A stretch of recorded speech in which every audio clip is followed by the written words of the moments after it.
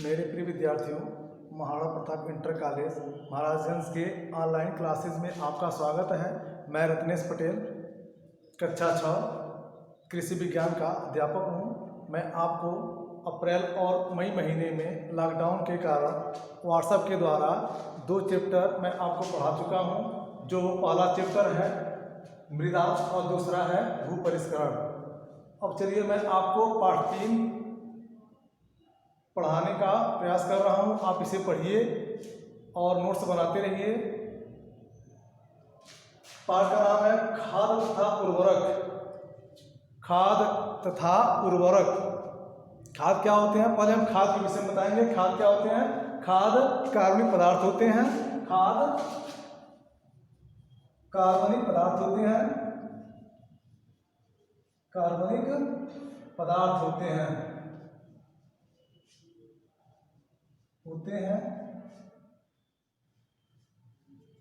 जो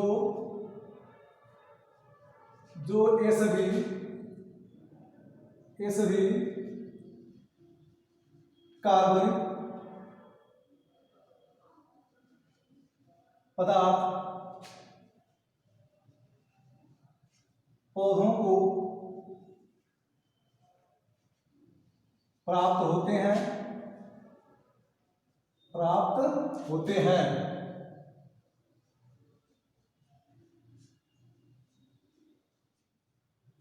लेकिन एक चीज का ध्यान रखेंगे, इसमें जो कार्बनिक पदार्थ होते हैं यह अनिश्चित मात्रा में होते हैं। क्या होते हैं? अनिश्चित मात्रा में होते हैं। अनिश्चित, ठीक। इसमें क्या होते हैं? अनिश्चित मात्रा में होते हैं। और ये कैसे बनते हैं? ये बनते हैं पादप और पशुओं के अवशेष से बनते हैं। किससे बनते हैं? पादप और पशुओं के अवशेष से बनते हैं। अवशेष से बनते हैं। अवशेष से बनते हैं। अवशेष मतलब वेस्ट मटेरियल। जो जैसे मान लीजिए पादप मीन्स पौधे के जो पत्तियां होती हैं, ठीक, पत्तियां होती हैं जमीन पे गिरती हैं, या उनको इकट्ठा करते हैं, उनको सड़ाते गलाते हैं, उससे बनाए जाते हैं। या जो होते हैं पशु के अवशेष, जो मलमूत्र होते हैं, उनको इकट्ठा करके हम खाद के रूप में इसे हम बनाते हैं। तो इसीलिए हम कहा गया है पादप और पशुओं के अवशेषों से बनते हैं। मतलब वेस्ट जो हो जाते हैं, वेस्ट हो जाते हैं, पशुओं के द्वारा जो वेस्ट निकाले जाते हैं, या पौधों के द्वारा जो पत्तियों को छोड़ा जाता है, या पत्तियां जो गिर जाती हैं उनको सड़ा के हम खाद बनाते हैं। इनमें जो होता है कार्बनिक पदार्थ जो होते हैं इसमें अनिश्चित मात्रा में पाए जाते हैं और इसको हम खाद करते हैं। तो इतना हो जाने के बाद इसे हम बना देते हैं, अवशेष को लेके बना देते हैं, तब इसे हम खाद कहते हैं।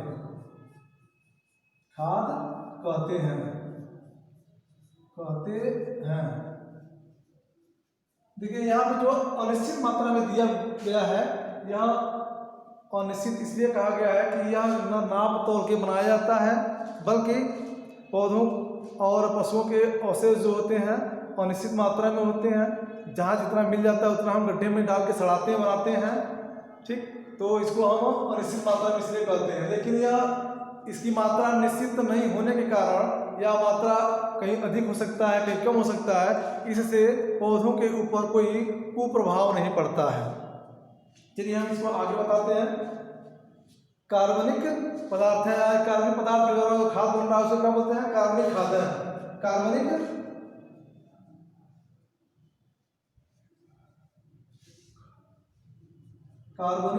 खाद। देखिए कार्बनिक खाद 2 प्रकार से बनते हैं। कार्बनिक खाद जो होता है 2 प्रकार से बनते हैं। एक होता है स्थूल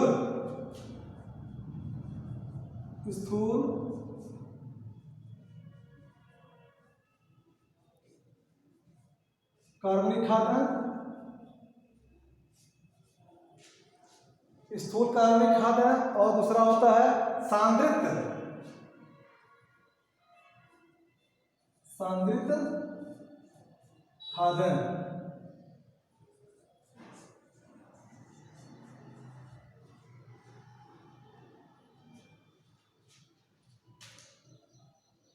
देखिए यहाँ पे लिखेंगे कार्बनिक पदार्थ, यहाँ पे आते हैं हम, यहाँ पे लिखेंगे कार्बनिक पदार्थ,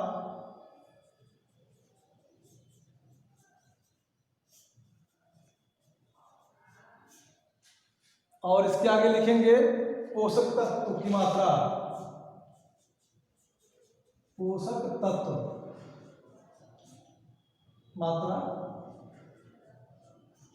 दो प्रकार से होते हैं, एक होता है स्थूल कार्बनिक खादन, दूसरा होता है सांद्रित कार्बनिक खादन। तो इसमें देखते हैं कार्बनिक पदार्थ कम पाए जाते हैं, किसी में अधिक पाए जाते हैं। देखिए पर इसमें देखते हैं क्या क्या मिलता है इसमें। गोबर की खाद है, गोबर, दूसरा होता है कंपोस्ट,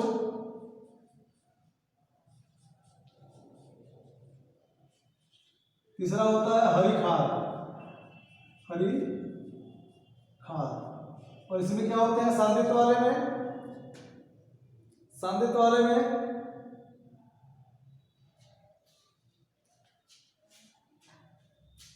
इसमें इस तरह से लिखेंगे सभी प्रकार की खलियां, सभी प्रकार की खलियां, प्रकार की खलियां। पहले हम इसको पढ़ेंगे। इसमें होता है कार्बनिक पदार्थ जो होता है प्रचुर मात्रा में रहता है, क्या प्रचुर मात्रा में, और पोषक तत्व अल्प मात्रा में, अल्प मात्रा में। और जब इसकी बात करेंगे सांद्रित खादन में, तो इसका अल्प मात्रा में हो जाएगा, अल्प मात्रा में पाए जाते हैं, और इसमें होगा प्रचुर मात्रा में, प्रचुर मात्रा में पाए जाते हैं। देखिए इसमें हो गया स्थूल वाले में कार्बनिक पदार्थ जो होते हैं प्रचुर मात्रा में पाए जाते हैं, पोषक तत्व जो होते हैं इसमें अल्प मात्रा में पाए जाते हैं, और सांद्रित वाले में कार्बनिक पदार्थ अल्प मात्रा में पाए जाते हैं और पोषक तत्व प्रचुर मात्रा में पाए जाते हैं। अब हम बताएंगे कि गोबर की खाद तो किस तरह से हम डिफिनेशन करेंगे, इसको हम मिटा देते हैं।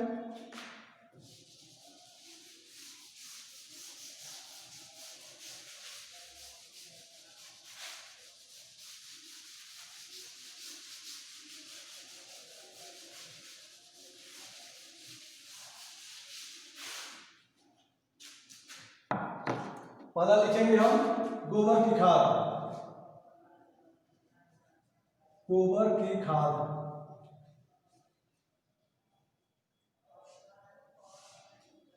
पहला क्या हो गया गोबर की खाद। देखिए गोबर कैसे, गोबर की खाद कैसे बनता है, पशुओं के गोबर, पशुओं के गोबर, पशुओं के मलमूत्र, मलमूत्र,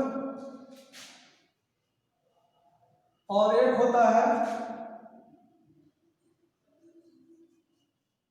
एक होता है जैसे कि पशु के गोबर ले लेते हैं, दूसरा मल ले लेते हैं, ठीक। एक और होता है जहां पे हम जानवरों को बांधते हैं रात को सोने के लिए, या जहां पे उनको खाना के लिए खड़ा करते हैं, वहां पे वो गोबर करते हैं कि मलमूत्र त्याग करते हैं, तो उस जगह पे हम पुआल बिछाए रहते हैं। क्या रखते हैं, पुआल को हम बिछाए रखते हैं। इसे हम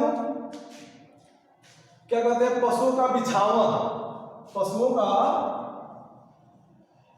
पशुओं का बिछावन।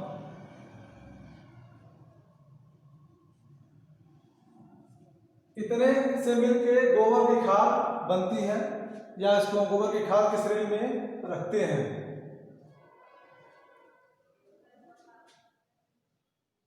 दूसरा आ जाता है कंपोस्ट की खाद। कंपोस्ट की खाद में देखिए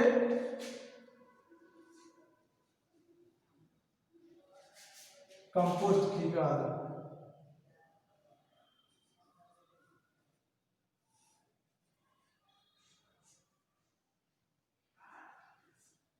इसमें भी हम दो प्रकार से अध्ययन करेंगे। एक होता है फार्म कंपोस्ट,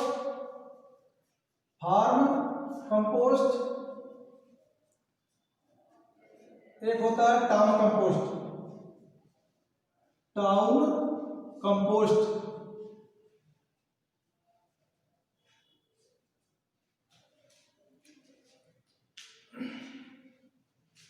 अब देखिए यहाँ पे इसको इस तरह से पढ़ेंगे। फार्म कंपोस्ट में फार्म के अवशेष,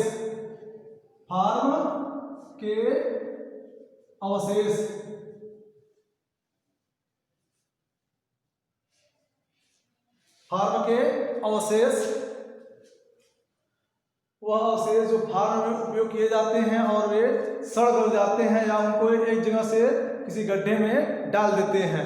और दूसरा होता है टाउन कंपोस्ट। इसका मतलब हो गया शहर के या टाउन के अवशेष, शहर के अवशेष। इसमें क्या होता है, जब शहर के अवशेषों को हम इकट्ठा करके किसी गड्ढे में डाल देते हैं, उससे जो खाद बनती है उसे टाउन कंपोस्ट खाद करते हैं या टाउन कंपोस्ट कहा जाता है। अब चलिए हम आपको बताते हैं हरी खाद। तीसरा क्या है, हरी खाद। तीसरा हरी खाद।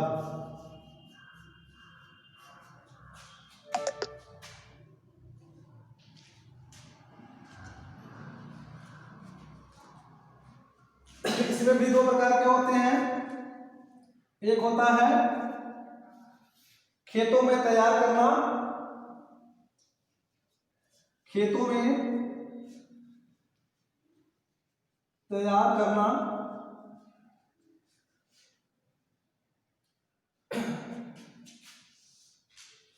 होता है खेतों में तैयार करना और एक होता है दूसरी जगह से उठाकर लाना।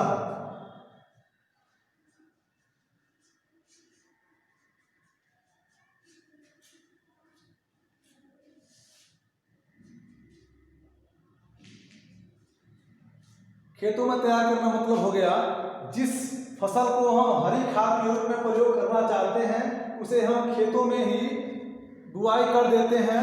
अब बुआई करने के बाद जब यह फसल जो तैयार होती है, फूल लग जाती है या फूल के आने के पहले, यानी फूल के आने के पहले हम उसी खेत में उसकी जुताई कर देते हैं, ऊपर से पाटा चला देते हैं, जिससे वह खेतों में दबकर सड़कर खाद के रूप में बन जाती है।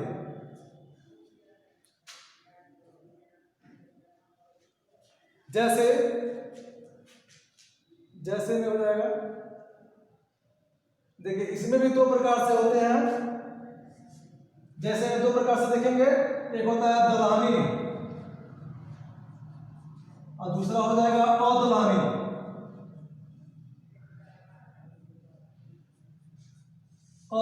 दलहनी हो जाएगा सनई ढैंचा, सनई ढैंचा, लोबिया गवार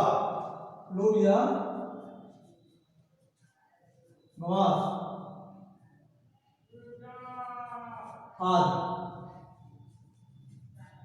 और दूसरा हो जाएगा अदलानी में, जैसे ज्वार,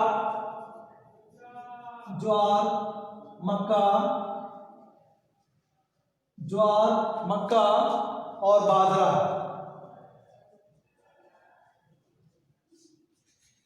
हो गया, खेतों में तैयार करने वाले हो गए। और दूसरा हो गया दूसरी जगह से उठा कर लाने वाले जो होते हैं पत्तियां, उनको लिए कहा जा रहा है। जैसे हम कहीं और तैयार करते हैं या दूसरी जगह से पेड़ पौधों के जो पत्ती गिरे होते हैं या जंगल से उसे निकाल के लेके आते हैं और खेतों में डायरेक्ट डाल देते हैं, उसे हम कहते हैं दूसरी जगहों से उठाकर लाना। इसमें हो जाएगा जैसे नीम, करज आदि। इसमें हो जाते हैं नीम, करल आदि। इतना हम खाद के विषय में आज अध्ययन किए हैं। और चलिए इसके बाद हम बताते हैं उर्वरक। उर्वरक क्या होते हैं?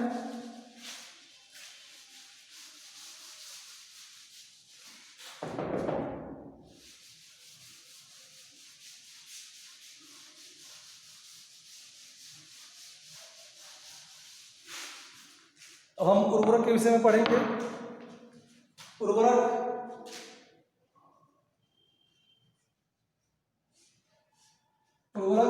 रासायनिक पदार्थ होते हैं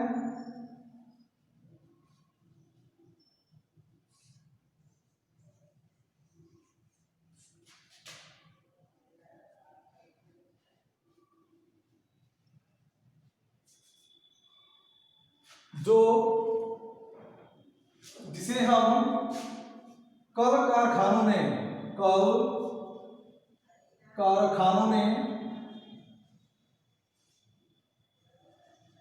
कृत्रिम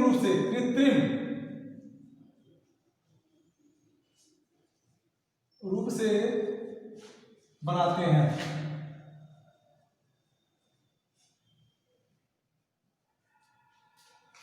कृत्रिम रूप से बनाते हैं।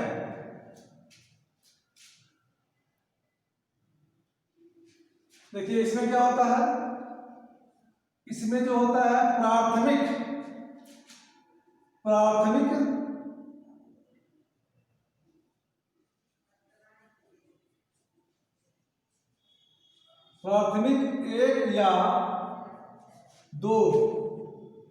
एक या दो प्रारंभिक पोषक तत्व इसमें मिलते हैं। इसे लिखेंगे प्राथमिक एक या दो पोषक तत्व ही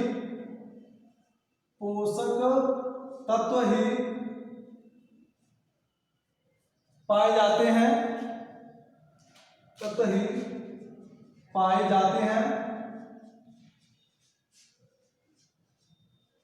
जो निश्चित होते हैं। क्या होते हैं?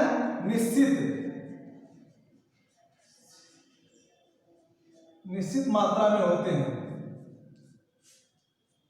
क्या होते हैं? इसमें जो होता है, जो पोषक तत्व पाए जाएंगे वह निश्चित मात्रा में पाए जाएंगे।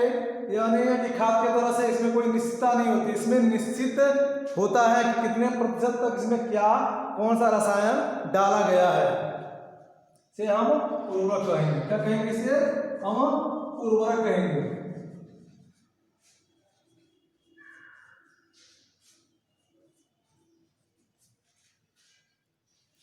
चलिए हम आज आप लोगों को खाद और उर्वरक के विषय में बताए हैं।